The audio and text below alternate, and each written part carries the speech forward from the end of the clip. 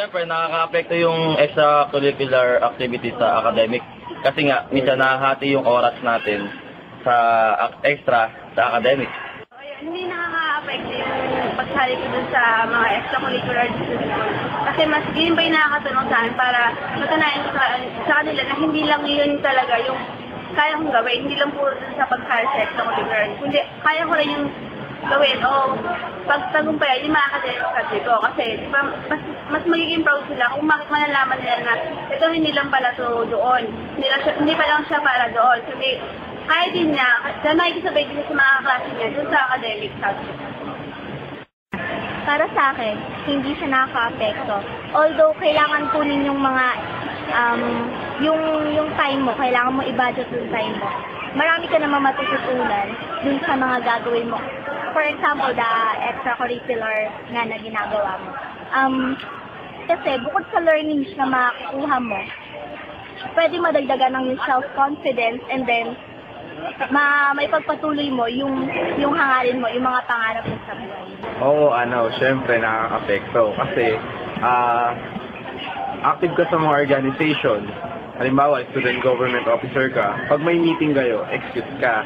Kaya lang, yung excuse mo na yon, yung lesson na hindi mo na take up, may iwan ka ng mga classmates mo. Kahit na bigyan ka ng professor mo ng highest possible grade.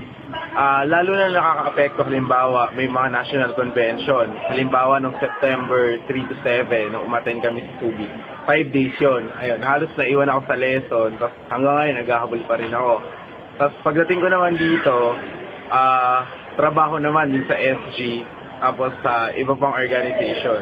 Kaya yun, talaga nakaka-apekto siya. Pero sa isang banda, mas maganda rin. Kasi yung mga natututunan mo sa extracurricular, masigit pa doon sa natututunan mo sa classroom na magagamit mo talaga sa pang-araw-araw mong buhay.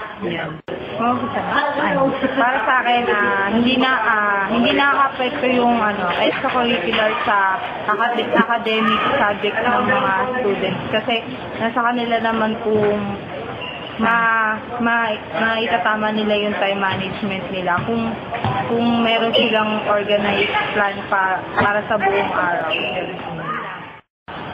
Para sa akin po kasi, depende naman sa estudyante yun kung magpapa-apekto siya dito ako curricular activities nila sa mga academics niya. Kasi depende sa kanya kung paano niya babalansihin yun. Pero mostly kasi, hindi nila nababalance. Mas binibigyan nila ng panahon yung curricular kasi mas enjoy daw kasi sa academic.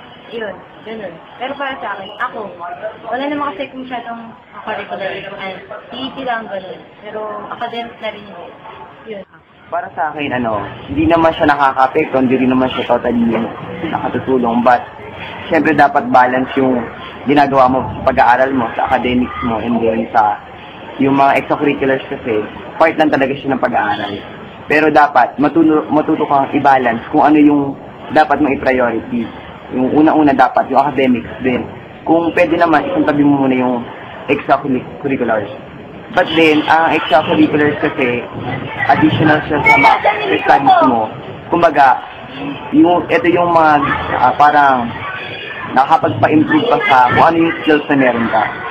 Pero syempre, ako, estudyante, mas pinapahalagahan ko, mas pinapriority ko talaga ang academics ko rather than mga extracurriculars. But then, yun nga, nakakatulong talaga yung mga